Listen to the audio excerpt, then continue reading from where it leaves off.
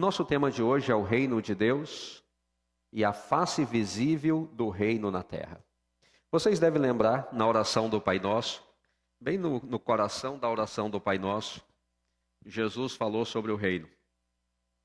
Logo, ele diz assim: portanto, vós orareis assim: Pai nosso que estais nos céus, santificado seja o teu nome, venha o teu reino, faça-se a tua vontade, assim na terra como no céu.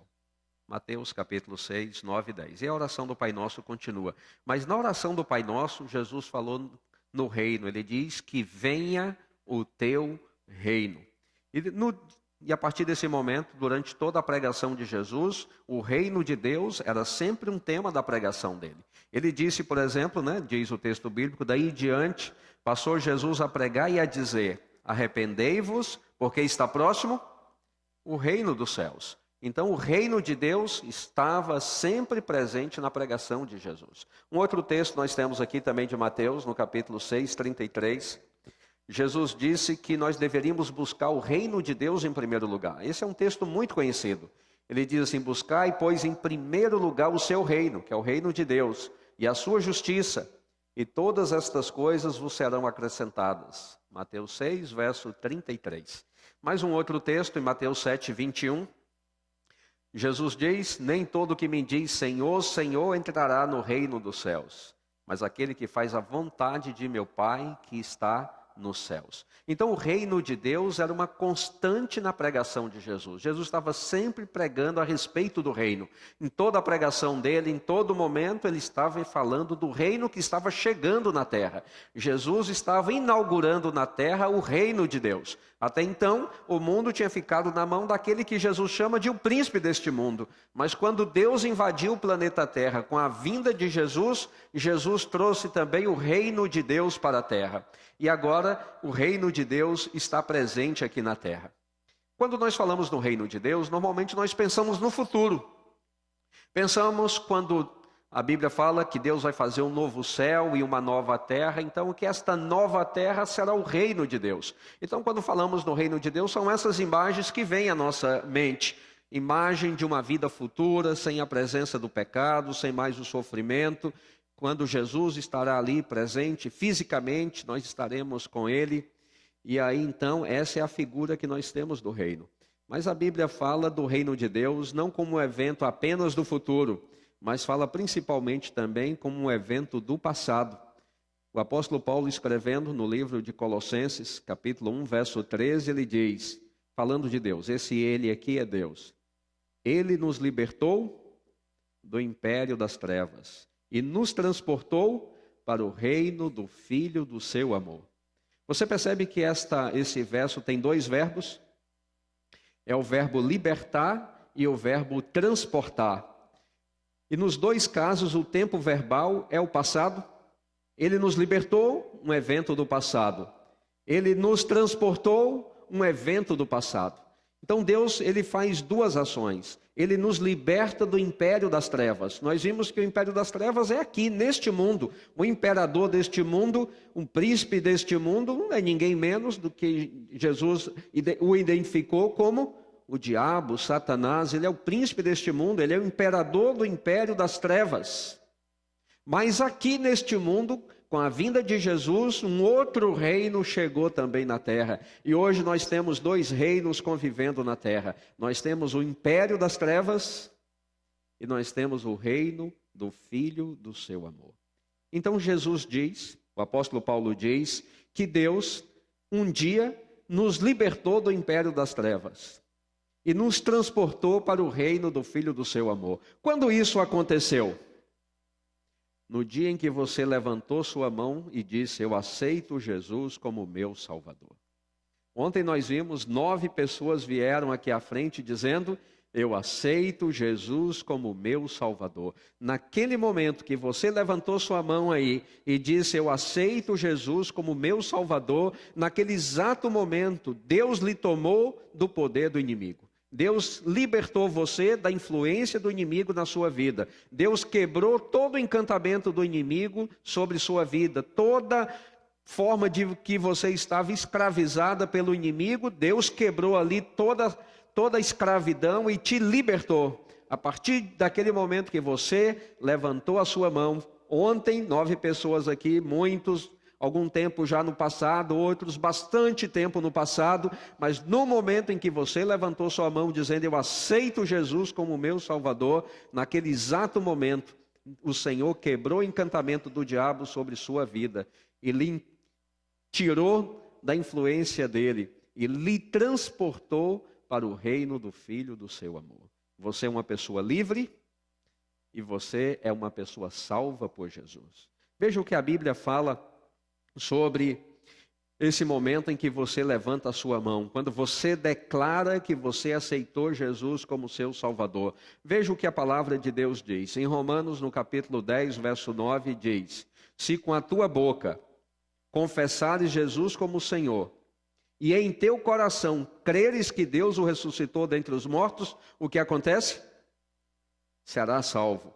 Vocês, ontem a Júlia, a irmã Terezinha, a Naí, e alguns mais, o Leonardo, que está ali atrás também, alguém mais que está, o Mauro que estava ali também, todos que vieram ontem aqui levantaram a mão. Jesus está lhe garantindo que ontem foi o dia da sua salvação.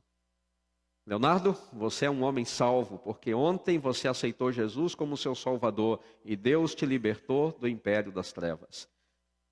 Naí, você é uma pessoa que está salva, porque ontem o Senhor te libertou do império das trevas.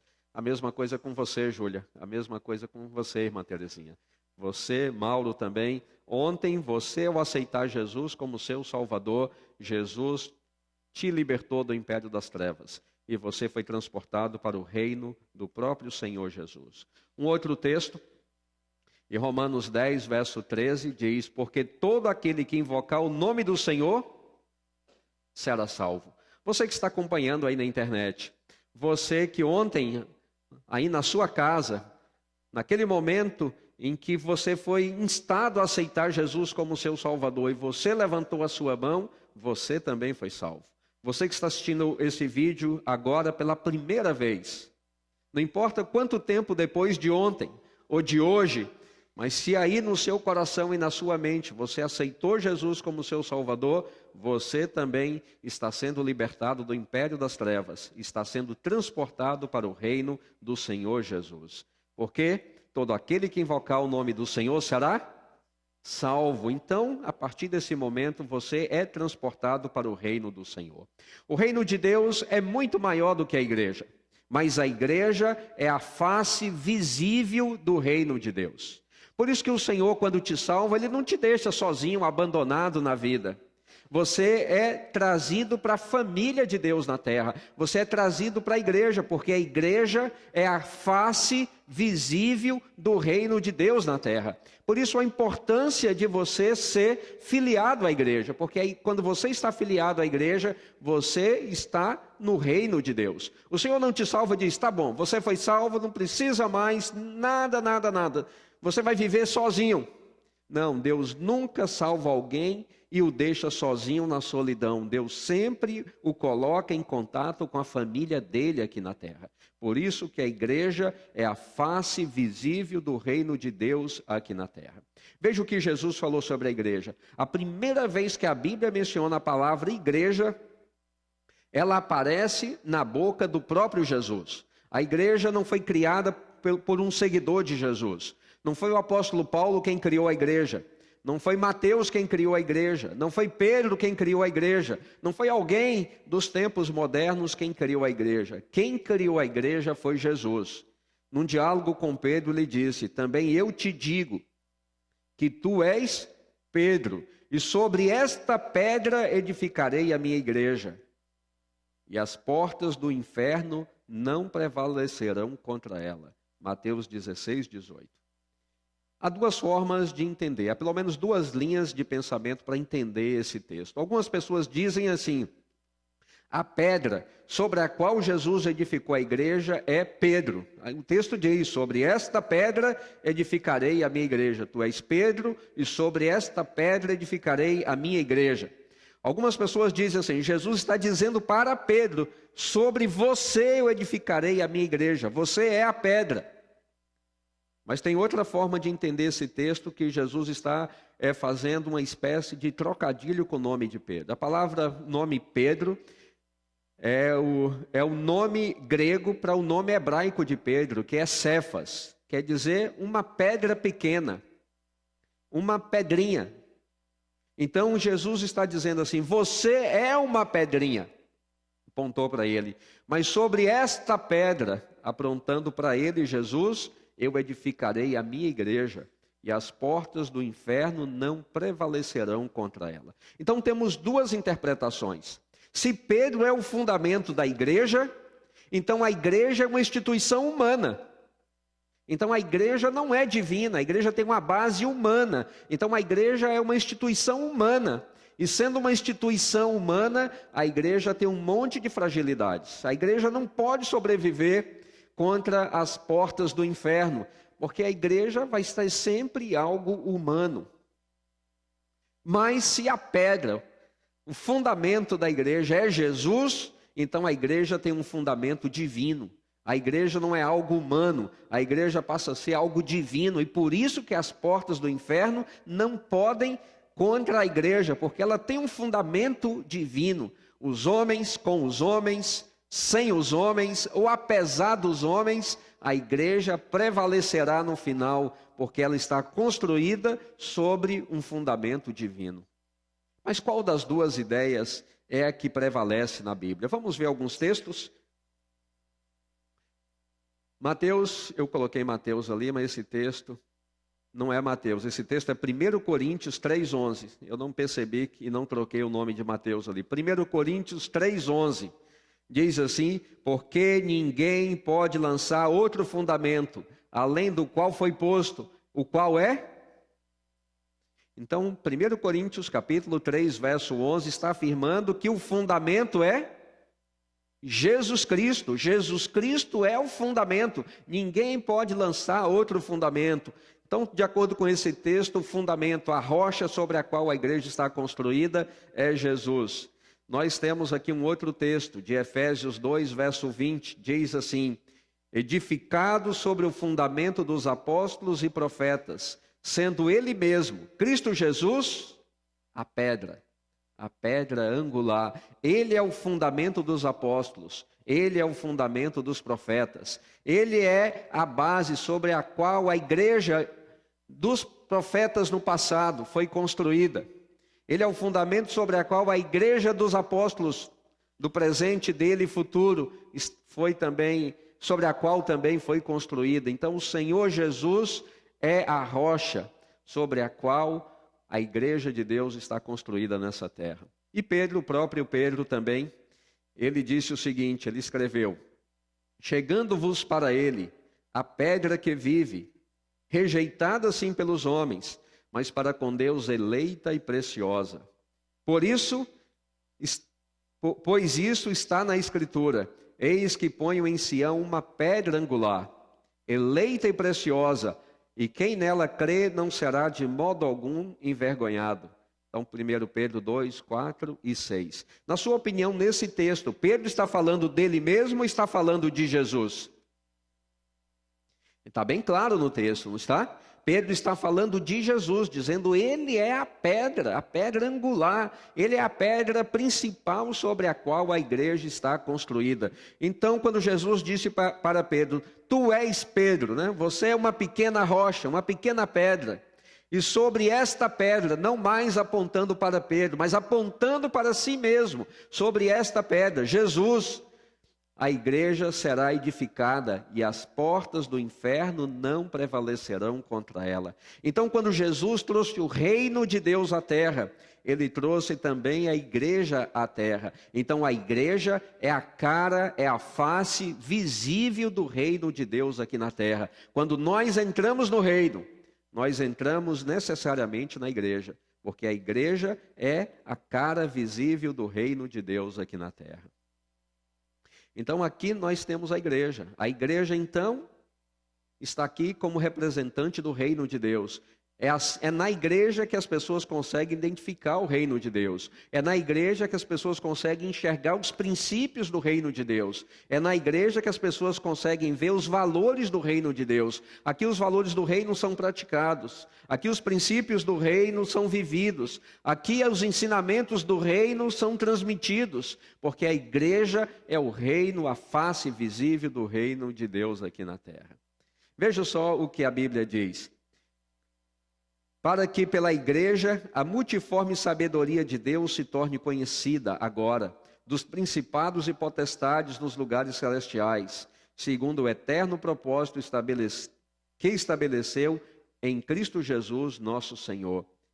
Pela igreja a multiforme sabedoria de Deus se torna conhecida. É pelo ministério da igreja que a graça de Deus se torna conhecida. É pelo ministério da igreja que o amor de Deus se torna manifesto. É pelo ministério da igreja que o evangelho eterno é disseminado pelo mundo. É pelo ministério da igreja que pessoas ouvem a palavra de Deus, são tocadas e transformadas. Então, a Bíblia está dizendo, é pela multiforme graça de Deus que a sabedoria e a graça de Deus é conhecida no mundo. Por que Deus deixou a igreja? Para nos aquecer. Juntos, nós mantemos a nossa fé. Juntos, nós mantemos a nossa chama. Você já viu uma fogueira queimando e alguém vai lá e tira um pedaço de madeira da fogueira e o coloca ali exatamente ao lado da fogueira, mas separado da fogueira? O que acontece com aquele que foi separado? Ele perde o calor e apaga. É incrível, ele estava queimando junto.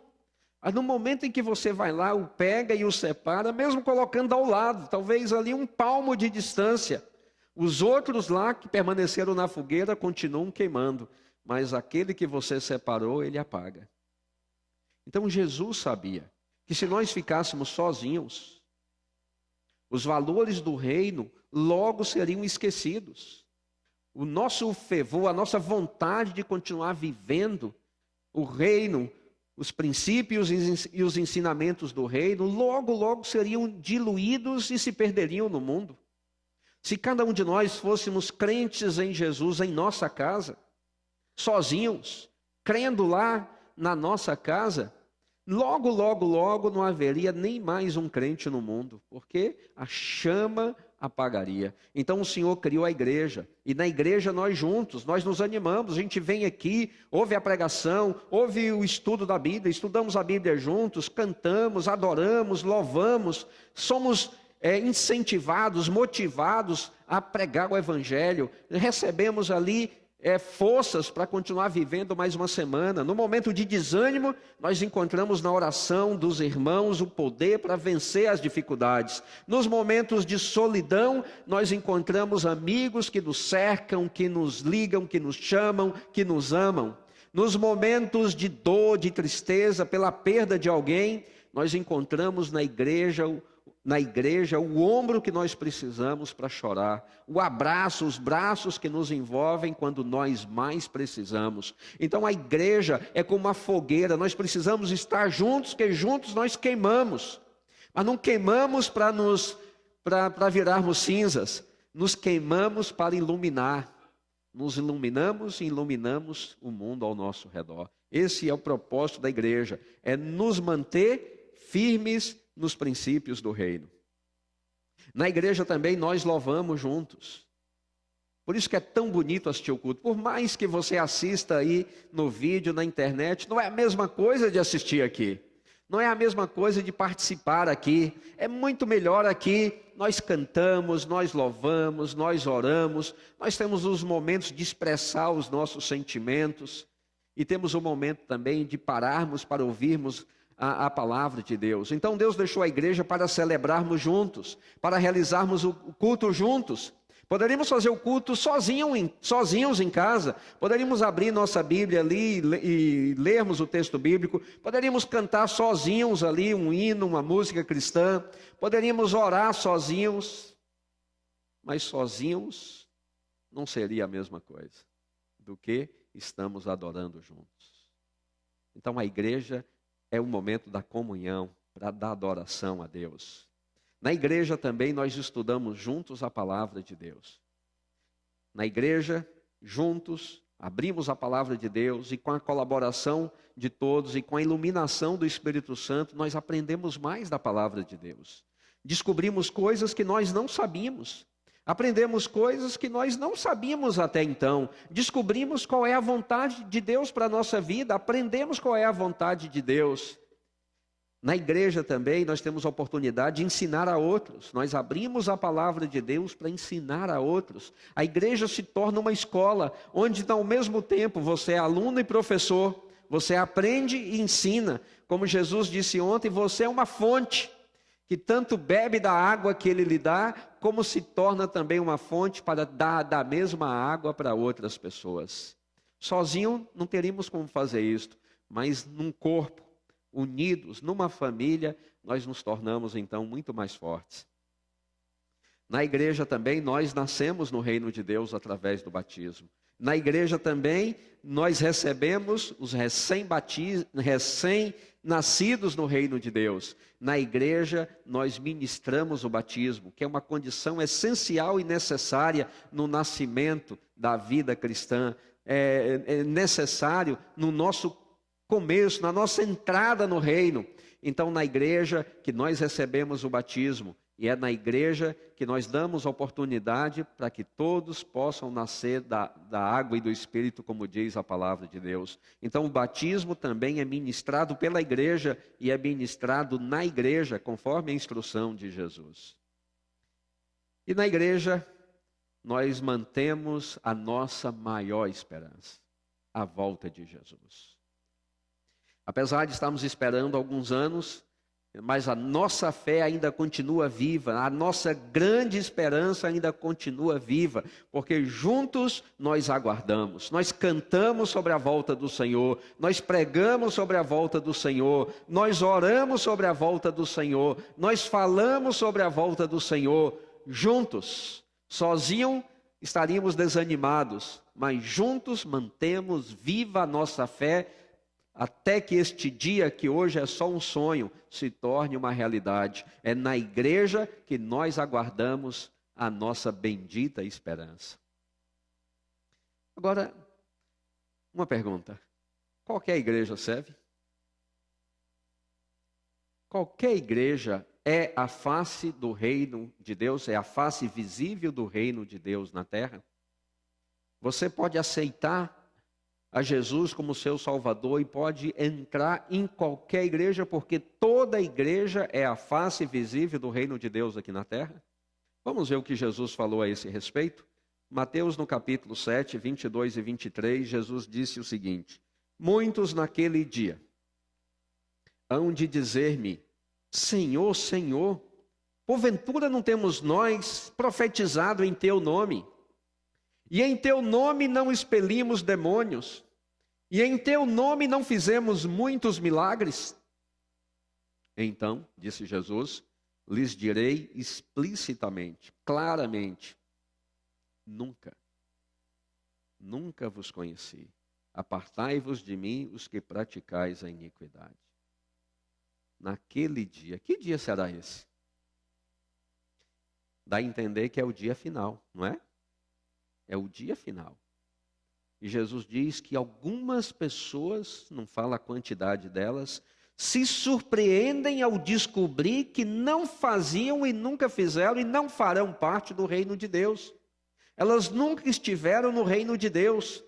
E elas então contra-argumentam e diz para Jesus, como não?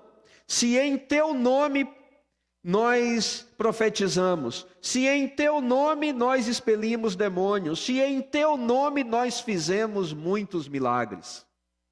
Eu pergunto a você, a pessoa que profetiza em nome de Jesus, a pessoa que expele demônio em nome de Jesus, a pessoa que faz milagres em nome de Jesus, aonde você encontra essas pessoas?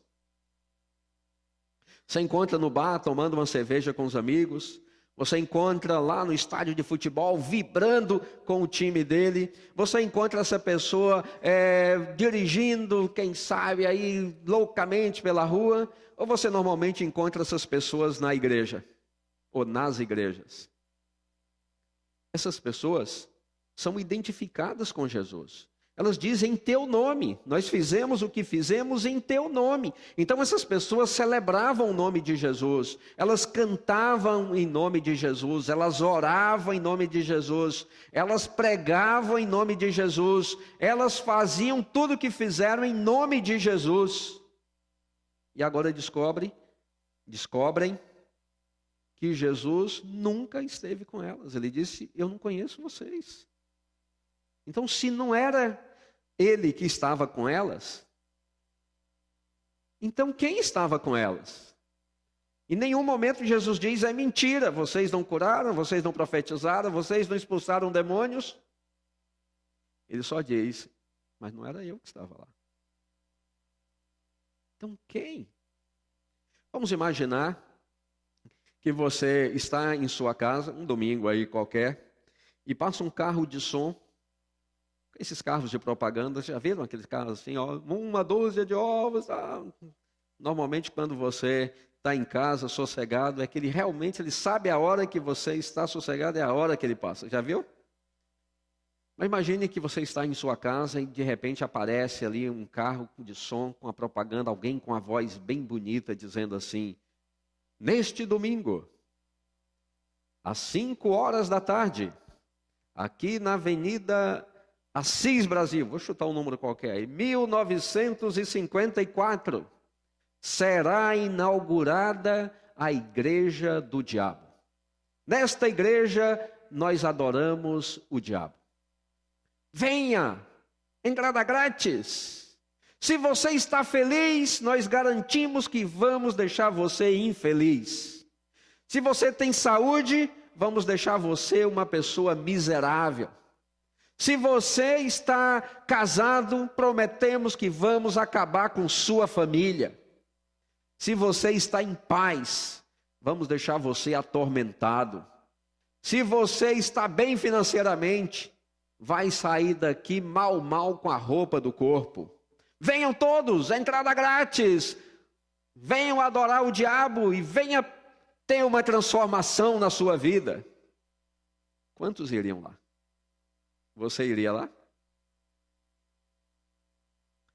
Eu também não iria lá. Agora, nós sabemos disso. Se a Bíblia diz que nós temos um inimigo, este inimigo é chamado de o príncipe deste mundo. Esse inimigo é sábio. A Bíblia o chama de o sedutor do mundo todo.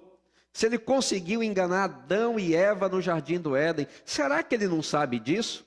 Que se ele usar o nome dele, e se ele disser qual é o propósito dele, ninguém vai ficar com ele? Então, ele se esconde. Ele não fala em nome dele. Em nome de quem que ele fala? Qual é o nome que atrai as pessoas? É Satanás ou é Jesus Cristo? Ele fala em ódio ou ele fala em amor? O que atrai as pessoas? O ódio ou o amor? O que atrai as pessoas? A violência ou a paz? O que atrai as pessoas? A prosperidade ou a pobreza? O que atrai as pessoas? A segurança ou a insegurança? Então o inimigo, ele só fala o que as pessoas querem ouvir, que atrai as pessoas. Se você então é uma pessoa que não tem nenhum pendor religioso, não tem nenhuma sensibilidade para as coisas espirituais, então o inimigo não está preocupado com você. Você não é um candidato ao reino de Deus, então você não tem nenhuma preocupação com você. Você já está no império das trevas. Agora, se você tem alguma sensibilidade espiritual, se você de alguma maneira para ouvir a voz de Deus, então você é o objeto da preocupação do inimigo. Na verdade, ele não se preocupa com você. Ele se preocupa com Deus. Ele tem um ódio mortal contra Jesus, porque ele queria o lugar de Jesus no céu. E como ele foi expulso do céu e ele sabe que pouco tempo lhe resta, ele tem um ódio mortal por Deus, pelos princípios do reino de Deus, especialmente por Jesus. E ele sabe o quanto Jesus sofre por uma pessoa neste mundo que vive longe dele. Se você é pai e mãe, você é capaz de entender isto. Imagine você que está aqui hoje sentado, que é pai e mãe, soubesse que seu filho é o morador de rua, que seu filho está lá no centro da cidade, junto com outras pessoas, na mesma condição dele, ele se recusa a vir para casa, ele é um viciado, você está aqui, está quentinho, está aquecido, tem uma cama para dormir, mas você conseguiria dormir feliz, sabendo que seu filho está lá? Você conseguiria? Ninguém conseguiria. Você teria paz por ter saúde, ter robustez física, se soubesse que seu filho está agora internado lá no hospital, correndo um sério risco de vida? Vocês lembram do irmão Jaime que veio dar aqui um testemunho?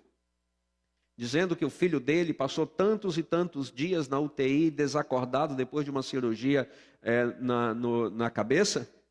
No primeiro dia que ele chegou aqui, que ele disse que me encontrou aqui, eu não o reconheci, de tão magro que ele estava, tão desfigurado que ele estava. A imagem que eu tinha dele era completamente diferente daquele que eu encontrei aqui numa quarta-feira, porque a doença do filho o afetou na mesma intensidade.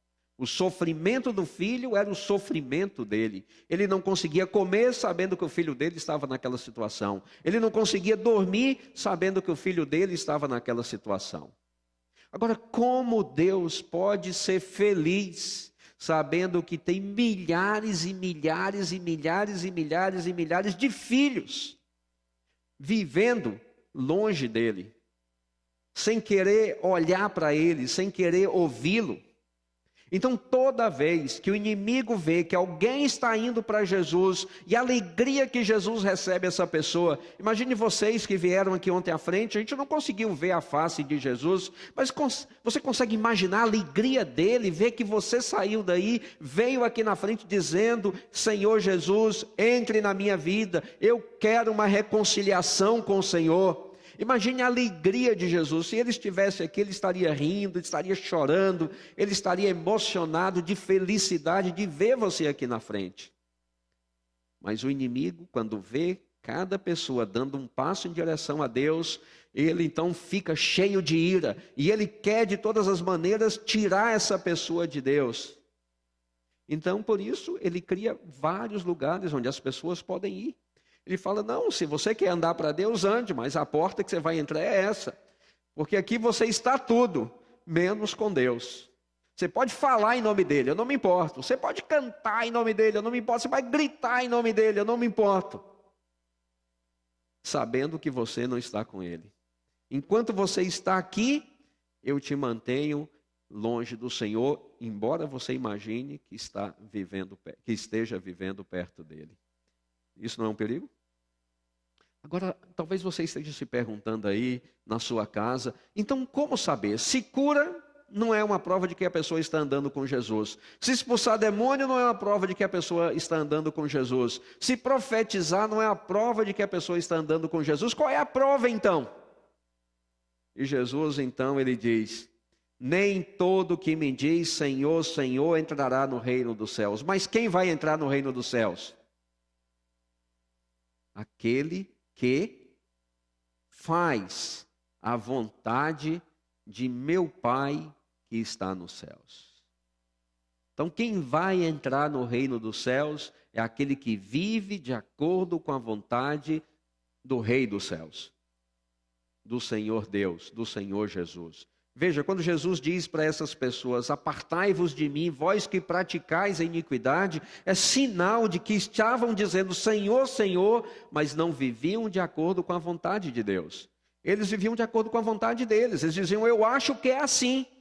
Bem, desculpa, você pode até achar, mas...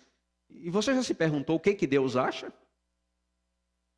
Você já percebeu que você está se colocando na altura de Deus? Você está dizendo: aqui está Deus e aqui estou eu.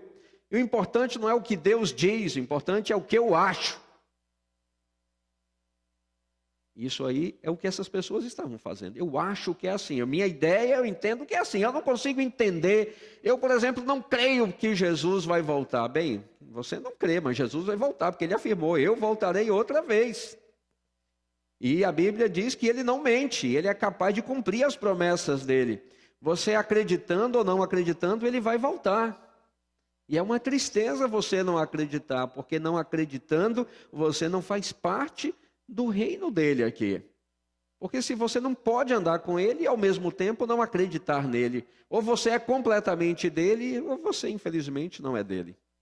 Por isso que Jesus falou que a característica, o sinal, o que identifica quem está vivendo no reino, é aquele que é capaz de fazer a vontade de Deus que está nos céus. Porque aí você coloca Deus no lugar dele, ele é o Senhor, aqui está ele. E você se coloca no seu lugar, que é aqui. Ele é o Criador, eu sou a criatura. Ele é o Pai, eu sou o Filho. Ele é o Mestre, eu sou o servo. Ele é o Rei, eu sou o súdito. Então, entre nós existe uma longa distância, uma hierarquia entre o Senhor e eu, entre o Senhor e você. O Pai fala, o Filho obedece. O Rei estabelece, o súdito obedece. O mestre aponta, o discípulo segue.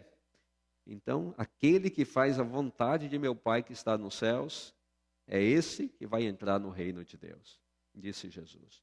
Algumas características que a igreja deve ter.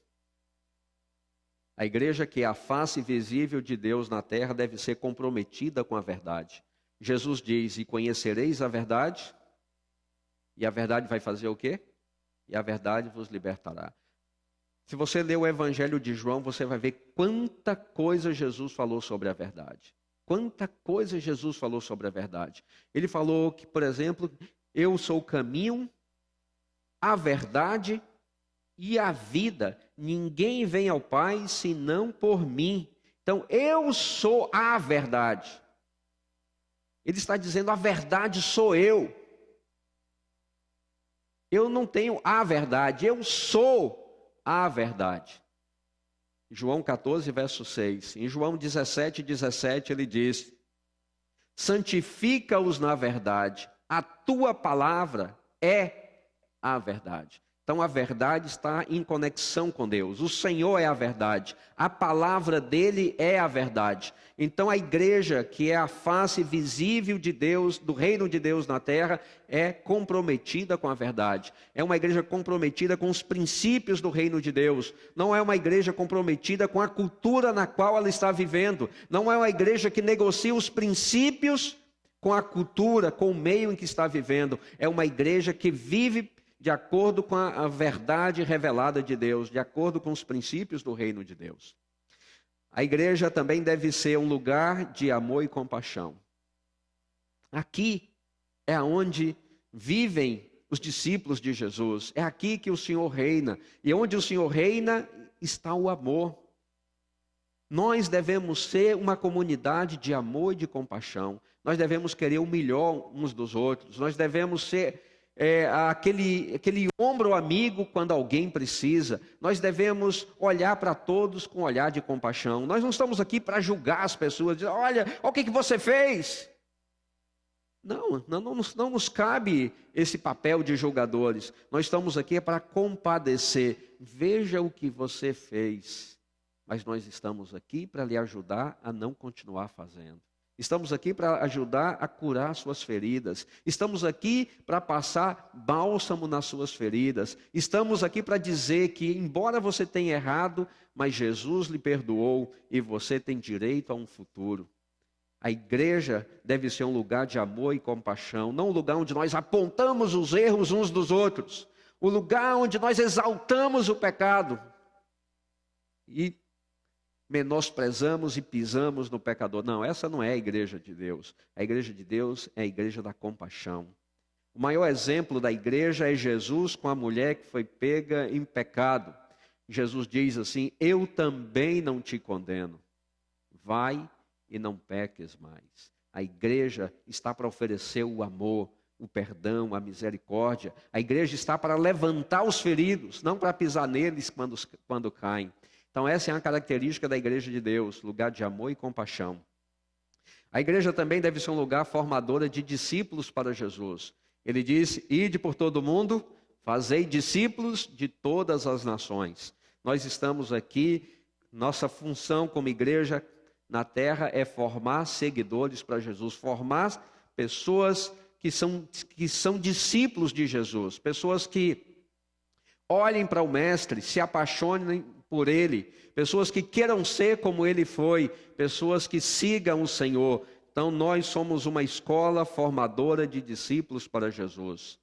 Nós também, a igreja também deve ser o lugar onde os salvos são batizados, porque Jesus disse que deveríamos batizar todos os salvos em nome do Pai, em nome do Filho e em nome do Espírito Santo. Então a igreja tem que ministrar o batismo, a igreja tem que falar sobre o batismo, a igreja tem que mostrar para as pessoas que o batismo é uma necessidade, porque é através do batismo que nós nos nascemos oficialmente no reino de Deus. Jesus diz: quem crê e for batizado será salvo. Então a igreja não pode furtar de falar para o batismo e dizer para a pessoa: o batismo é uma necessidade que você tem. O batismo é essencial para o seu nascimento no reino de Deus. A igreja também tem que ser um exemplo na guarda dos mandamentos de Deus. Jesus diz: todo aquele que diz, eu o conheço, mas não guarda os seus mandamentos, é mentiroso e nele não está a verdade. Então, a igreja deve ser o lugar onde os princípios de Deus estabelecidos nos seus 10 mandamentos devem ser ensinados, observados e devem ser guardados de acordo com o que a palavra de Deus estabeleceu. A igreja também deve ser incansável na pregação do evangelho eterno, porque essa é uma característica do remanescente dos últimos dias: pregar o evangelho eterno, um evangelho não comprometido, um evangelho não corrompido, um evangelho bíblico, o mesmo evangelho que foi pregado para os antediluvianos, que foi pregado para Abraão, que foi pregado em toda a história, é o evangelho que deve ser pregado também nos nossos dias. E por último, a igreja deve ser o lugar onde aguarda-se ansiosamente pela volta de Jesus, porque essa é a maior esperança de todo aquele que crê no Senhor, é a volta de Jesus, quando o Senhor voltará em poder e glória para dar fim definitivamente ao império do inimigo e resgatar os seus e dar a eles a vida eterna conforme o Senhor prometeu. E a igreja prega esta mensagem. Este é o penúltimo versículo da Bíblia e termina falando da volta de Jesus. O próprio Jesus falando, ele disse: aquele que dá testemunho destas coisas diz, certamente venham sem demora.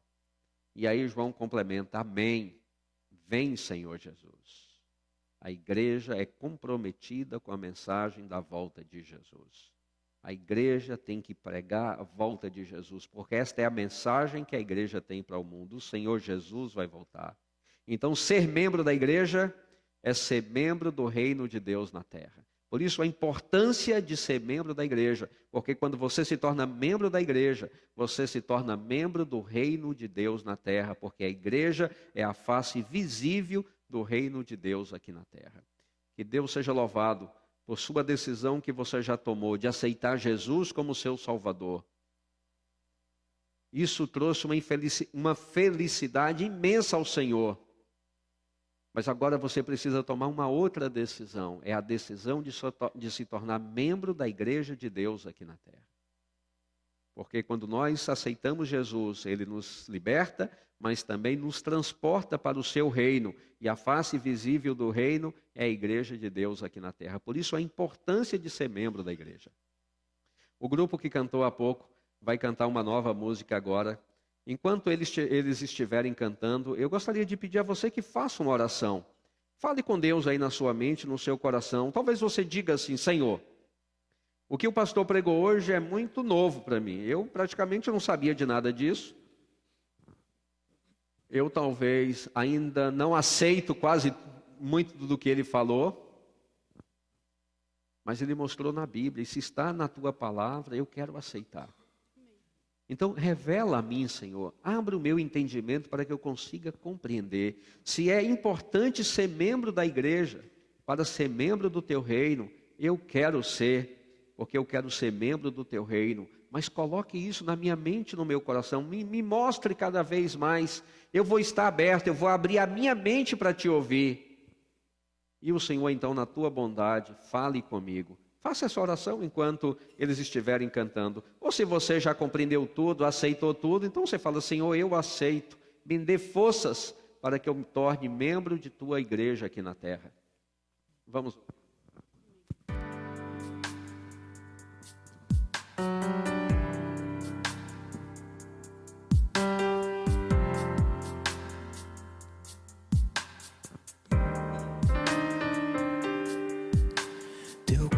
coração será para sempre o meu lar.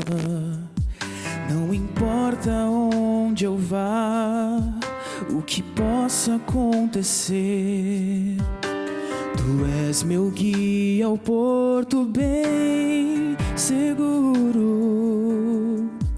onde eu posso Te encontrar e o perdão então buscar.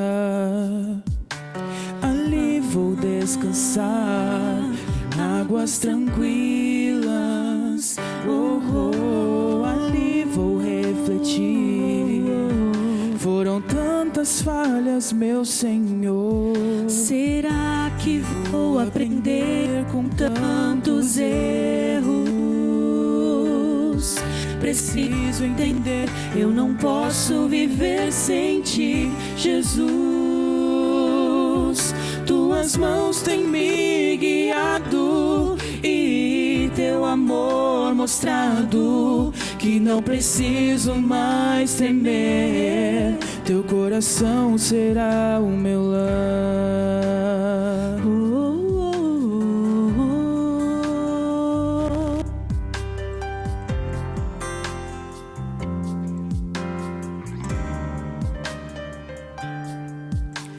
Às vezes choro por tentar e então falhar, mas Tu vens me consolar, minhas lágrimas secar.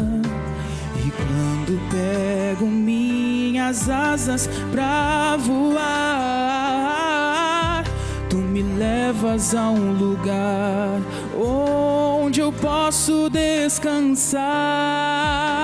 Ali encontrarei misericórdia,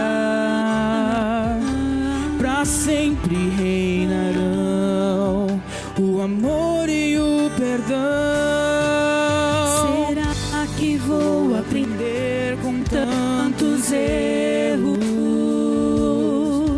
Preciso entender, eu não posso viver sem Ti, Jesus. Tuas mãos têm me guiado e Teu amor mostrado, que não preciso mais temer. Teu coração será o meu lar. Suas mãos estão sempre abertas pra me alcançar, me levantar quando eu cair.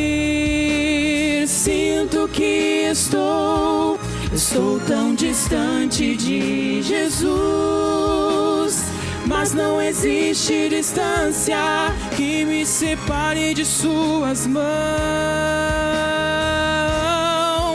Será que vou aprender com tantos erros?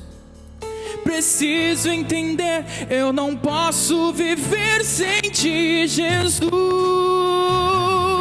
Será que vou aprender com tantos erros? Preciso entender, eu não posso viver sem Ti, Jesus. Tuas mãos têm me guiado e Teu amor mostrado, que não preciso mais temer. Teu coração será o meu lar.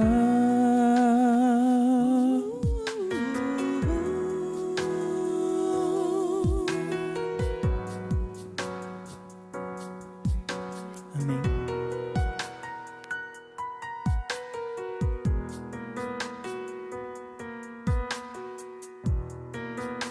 Você orou? Falou com Deus?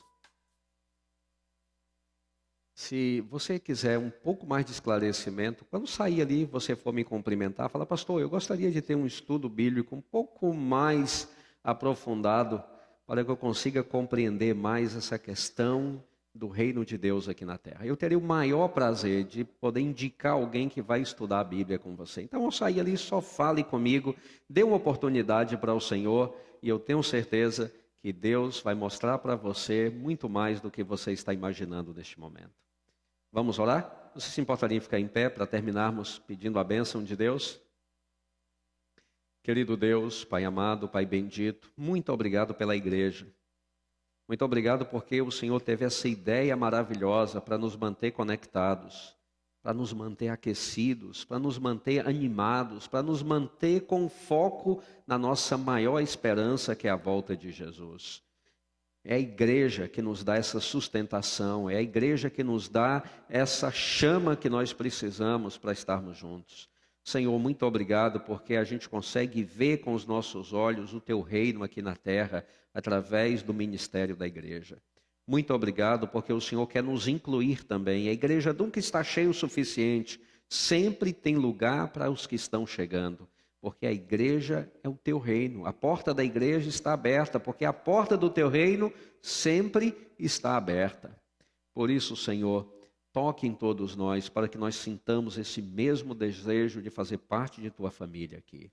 Que o Teu Santo Espírito possa estar trabalhando na mente de todos neste momento, dizendo: meu filhinho, você precisa. A igreja é uma bênção para você. É ao mesmo tempo uma necessidade na sua vida, nessa sua caminhada, nessa sua libertação do império das trevas, nessa sua introdução no reino de Deus. A igreja é uma necessidade na sua vida. Mas ao mesmo tempo que você precisa dela, ela também abençoa a sua vida, porque a igreja é o reino de Deus. É através dela que o Senhor reparte a sua graça poderosa. É através do ministério da igreja que o Senhor faz com que o amor dele chegue no seu coração, na sua mente, que a paz que ele oferece, que os ensinamentos do reino dele são transmitidos e você aprende e vive de acordo com a vontade do Pai. Por favor, querido Deus, toque em todos nós, nos dê assim uma visão mais ampla da necessidade, da importância de vivermos conectados à Tua família aqui na terra, à Tua igreja, ao Teu reino. E assim, quando Jesus voltar, que o Senhor nos encontre juntos, unidos, irmanados, vivendo com a mesma esperança, e o Senhor possa levar a Tua igreja visível para o céu. E o Senhor possa nos conectar com a igreja invisível. E assim nos tornaremos todos um só rebanho e teremos um único pastor, que é o Senhor Jesus Cristo. Seremos súditos do Teu reino eterno. Viveremos como família, como igreja, como comunidade para sempre no Teu reino eterno. Que nós possamos aprender a viver no Teu reino aqui, para que saibamos viver no Teu reino no futuro. Nos dê a Tua paz, Senhor. E ao voltarmos agora para a nossa casa, que possamos ir com a Tua bênção, com a Tua proteção, e amanhã o Senhor possa nos dar novamente a alegria de estarmos reunidos aqui de manhã para a conclusão dessa semana especial de estudos. É o que rogamos com toda a nossa gratidão, no nome sagrado, no nome bendito e no nome eterno de nosso Salvador Jesus Cristo. Amém. Eu gostaria que você me esperasse chegar ali para eu poder lhe cumprimentar. Hoje nós não teremos aquele lanche já tradicional da semana, mas teremos uma bebida bem quentinha lhe aguardando lá embaixo. Então passe ali e não vá para casa sem tomar uma bebida bem quentinha para lhe aquecer.